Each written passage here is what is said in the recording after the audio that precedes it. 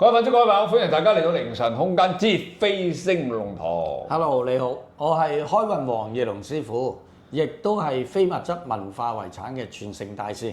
好啦，咁咧今集咧就同講咩咧嚇，都係講阿葉龍師傅咧拿手嘢。不過葉龍師傅好多拿手嘢嘅，呢個其中一個拿手嘢就係姓名學。今集咧係比較有趣嘅，因為我哋今日講呢個人咧係人都識㗎啦，香港人啊。好，請你開始。好，咁我又開始試下講下啦。好。嗱，首先我哋見到前面呢位就寫住何鴻燊啊。我俾大家睇下個名。我俾大家睇下，近啲。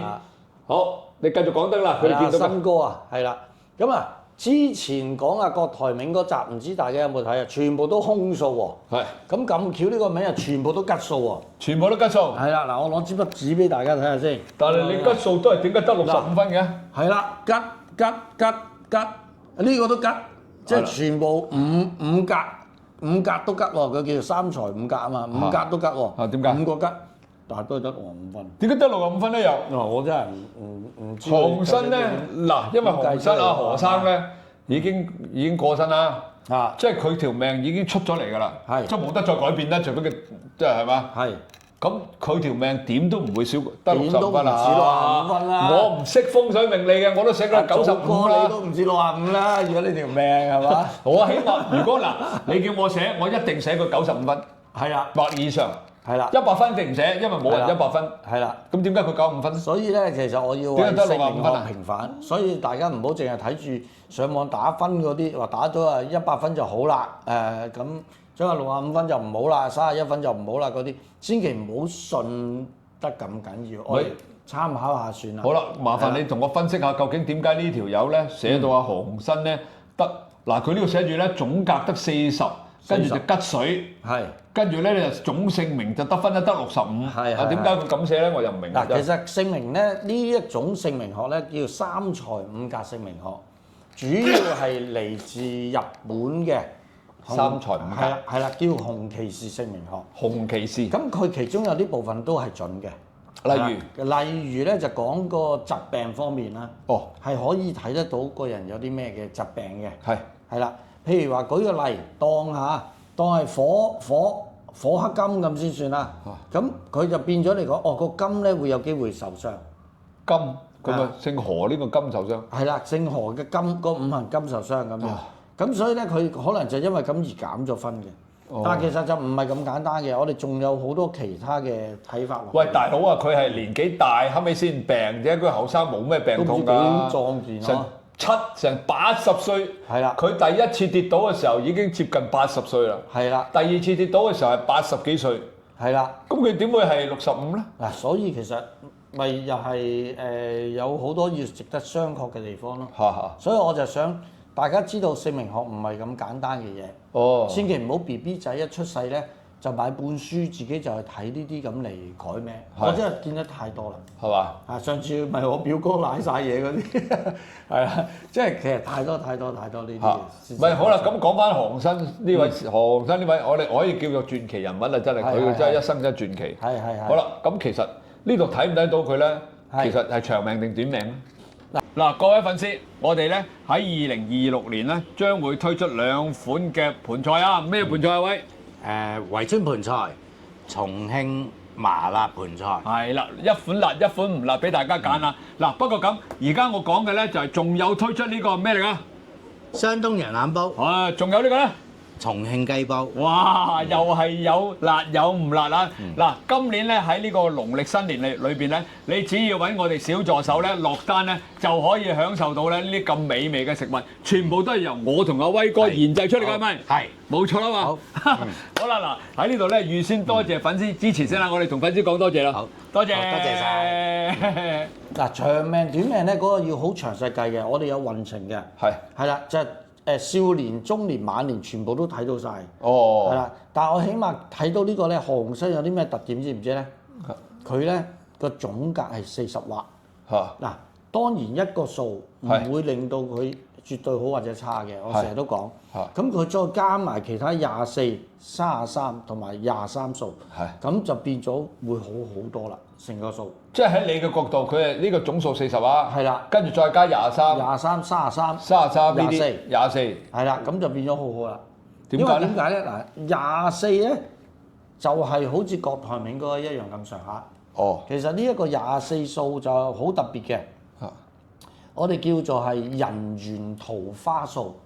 人緣桃花數。其實你知唔知何鴻燊好靚仔啊，後生。我知，又高大。如果唔係點娶到咁多老婆啊？又高大又好口才。高大又交際應酬一流。係啊，佢把口好犀利㗎。跳舞又叻。佢把口好叻㗎，佢把口。我講俾你聽啊，樹上嘅雀仔氹到落嚟啊。係。不過我講翻佢知你唔知啊？以前我做葡京㗎嘛。係。你知唔知啊？係。佢以前啊。因為佢係葡京係佔最大股東㗎。係。其實仲有一個，其實佢唔係最大股東，最大股東係霍英東。哦，仲有個。唔係佢係3個之中，仲有一個叫鬼王，好似我冇記錯，鬼王，我唔記得咗邊個啦。又係賭神嚟嘅。3個人，佢係佔得最少股。但係你知唔知點解佢係話晒事？嗱呢個我係夠膽講啦。我真係唔知喎。嗱你冇理由你最少股你話事㗎，係咪？係咯，理論上唔會㗎嘛。最大股就係霍英東。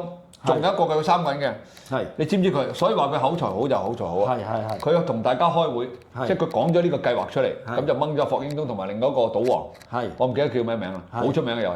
好啦，咁佢就同佢哋講嗱，呢個計劃好，咁你大家都 OK 啊，係嘛？咁哇乜賺大錢啦！咁但係佢臨到尾之後同佢講嗱，不過咁呢個咧，澳門係葡國，嗰當年係葡國政府㗎嘛，但係葡國政府統治嘅，係就如果咧你要開賭場有乜都好咧，就一定要有個葡國人去揸持牌嘅。哦，咁樣係啦，係即係要有個葡國人持牌，因為葡國統治澳門，澳門就要揾翻個葡國人去持賭場牌，合理啊？啊，啱啊，啱啊，係啊。咁所以個牌咧就交咗俾呢個何先生咧，就去做持牌人啦。你持得牌，咁即係你係大股東啦。雖然你出錢最少，係對不對？但係你知唔知道？係後期點解霍英東同佢抹面咧？就因為霍英東知道咗原來係冇呢條法例嘅。哦，咁樣㗎。叻唔叻？你話佢啲口才叻唔叻？係。犀利啦啩？係。佢就用呢啲口才咧，可以將成個葡京嘅王國咧變成自己管理。係，咁霍英東之後咧就嬲得滯，我以後唔管你，所以冇人知道霍英東係最大股東。哦，啊，我呢個有資格講啦，啊，呢個真事嚟㗎。好啦，輪到你啦，繼續。好，繼續。咁啊，聽完阿祖哥講翻呢啲歷史啊，真係學咗好多嘢喎。係真㗎，呢個真事。啊，好，咁我哋睇下啦。嗱，首先其實佢名咧，第一、第二個字加埋係24畫啊嘛。係。好啦，咁啊24畫咧，其實就叫人緣桃花嘅較為旺嘅數嚟嘅。哇！佢真係喎。係啊，所以好多女仔中意咯就。幾個老婆？係啊。4個，見到嘅4個，見唔到嘅仲多。係啊，啲現代嘅咩韋小寶啊？係唔止韋小寶咁簡單啊！佢點知韋小寶咁簡單？啊，咁所以呢個咧人緣桃花數，人見人愛，車見車載。哇！犀利啊！所以女仔改呢個咧就好着數㗎啦。咁如果我將自己個名改到有24咧，咁唔得咩？啊嗱。要計組合嘅，我唔係計單字嘅。係佢其中有個咁嘅數啫。嗱，如果你改到其他好多24好多咩4或者其他啲嘢組合唔好咧，咁啊反為變咗抑鬱啦。真係攞命啊！真係。係啊，調翻轉又變成抑鬱㗎啦。真係攞命啊！真係。所以爭少少。咁呢個新字又點啊？邊個啊？呢個新字啊，33畫係咪16畫？16畫。紅新兩個字加埋咪就33。係啦，兩個字加。33咧就要同大公司合作啊，能夠賺到大錢。喂，你唔係聽咗我講過呢個故仔，你先講啊？啱先知道你係咁，你知道我講先啦。係。你未講之前，我已經想㗎啦。係啦。就係同大公司合作而賺大錢。好多而家香港嘅賺到錢嘅明星。係。有係咪好多咧？又唔係好多嘅。好多係其實係3同4尾。哦，嚇，其中咧有佘詩曼，我唔知佢係咪啦。而家聽講話佢賺咗好多億㗎喎，好多都賺好多，賺到好多億啊！唔係台灣嗰個林志力、林青霞，係啦，33。喂，人哋好出名啦，後生已經成靚女到超級無敵大靚女。係啦，有好多嘅明星嗰啲賺到錢都係33。但係唔係喎，葉龍師傅，你就算你俾你改到24、33，你都要做計埋個姓喎。係啊，所以個姓限制咗你改咩名嘅。我頂啊！喂，不如咁啦，我又姓都改埋，兇狠啲係咪？唔係，我照跟翻佢8、24、33，你同我改啊，葉龍師傅。咁你個姓都改埋，個姓係咪要咁樣寫得到先得㗎？改埋個姓都改埋嚇。總之你就配合翻8、24同33。咁又未必一定得喎。仲仲要配你個八字。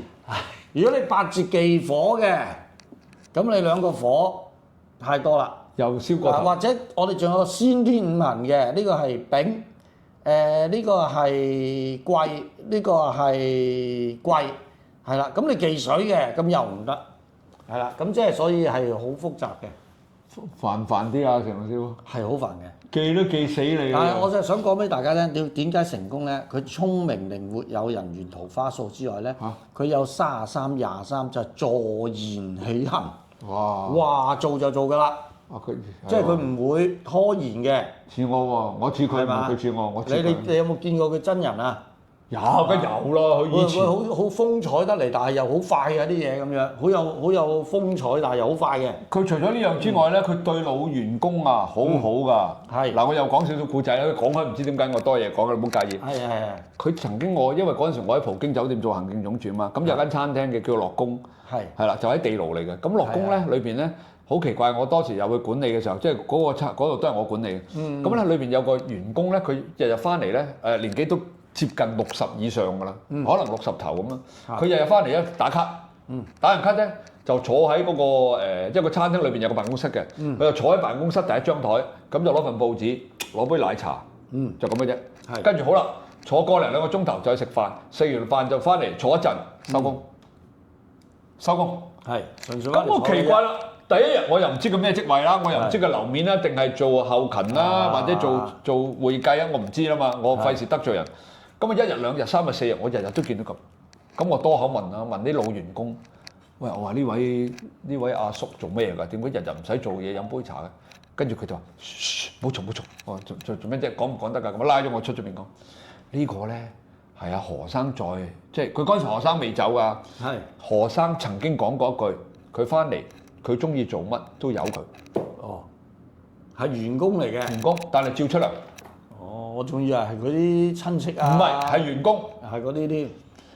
好，佢有好多呢啲咁嘅得意嘅古仔㗎。有機會咧，我哋講開咧，我又講俾大家聽，真係好有趣。佢係一個好關照住舊員工嘅，佢完全冇架子嘅，甚至乎咧。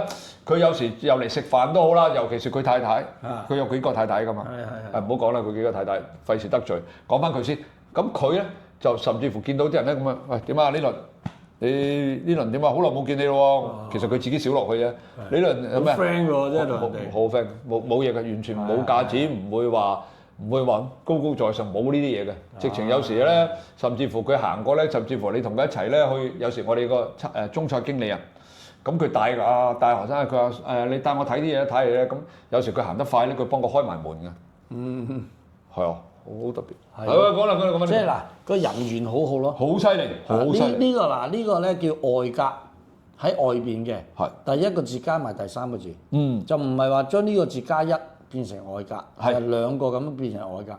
呢個咧亦都係代表呢個叫人緣桃花好好。又係外邊嚇。外邊人哋點樣睇你？外邊人哋睇你覺得你哇好人緣桃花好勁喎！即係勁嘢嚟嘅。係啊，咁佢自己本身個質素咧，呢個質素係自己嘅。呢個人哋點樣睇你嘅？明啦。咁個質素又係真係人緣桃花。人哋睇落覺得你又好有人緣桃花。哇！咁所以其實覺得交俾你嘢做咧，都應該放心啦。第一，第二，佢總數係40畫。係。40畫係。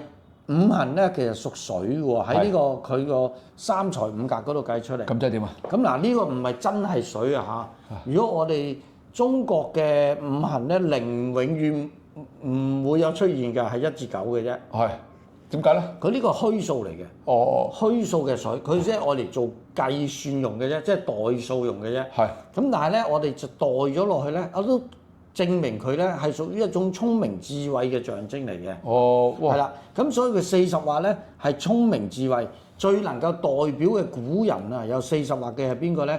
就係諸葛孔明啦。哇！呢個才略真係超級無敵啦。就係40嗱，何鴻燊就係40，你可以將佢加埋嘅70、76、40。係啦。咁所以佢個雄才偉略嘅謀略好叻，人緣桃花好好，坐言起行。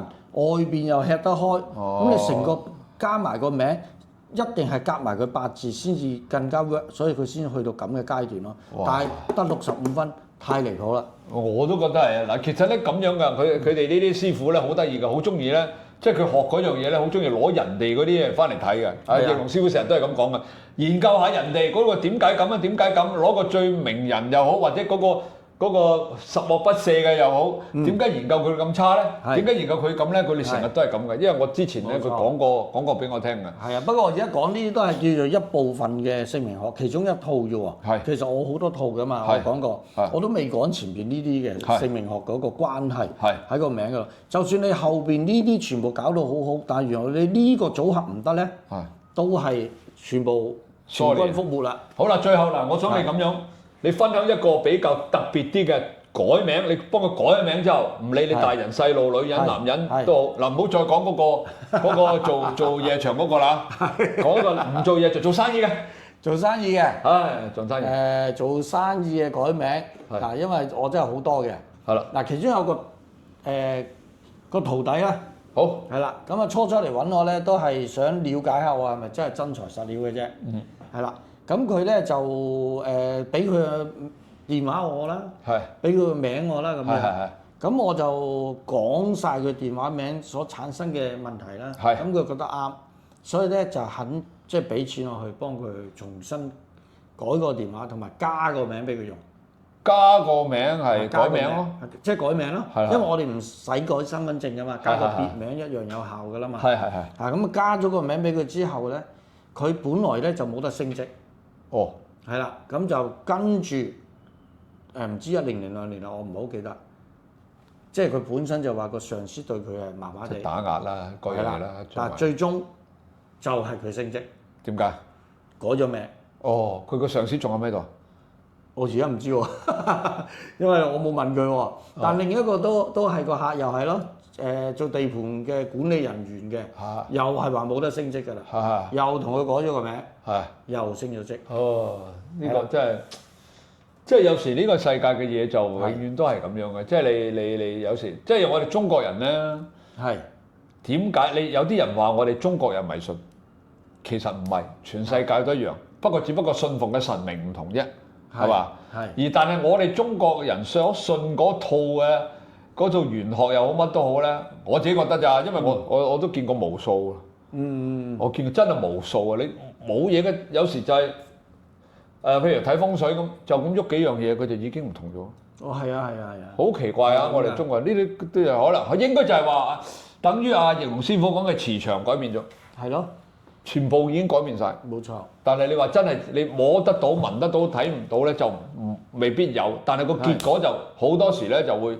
往往就係產生咗出嚟。係啊，我師傅成日講話，我哋中國人最叻咧計數計咩咧？形而上嘅嘢，即係無形嘅嘢。無形嘅嘢。係啊，即係睇唔到嘅。我哋最叻計呢啲嘢，中國人。係啊，即係你冇得解釋嘅有時啊。西方就淨係個階層只係去到形而下嘅，即係實物嘅嘢。佢哋先至識計嘅啫。非實物嘅嘢，佢哋暫時都未識計嘅。肯定係啊！點解我可以咁講咧？唔使講咁多嘢啫，淨係鐵打一樣嘢啫。鐵打針灸啊，鐵打嗰啲你冇得講啊！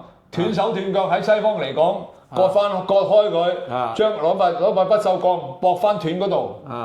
喺鐵打角度，我親眼睇我外甥兩隻手直情咁樣斷開嗰個骨。佢攞隻手嘣嘣嘣，啜，跟住兩條篾仔，咁啊搞掂。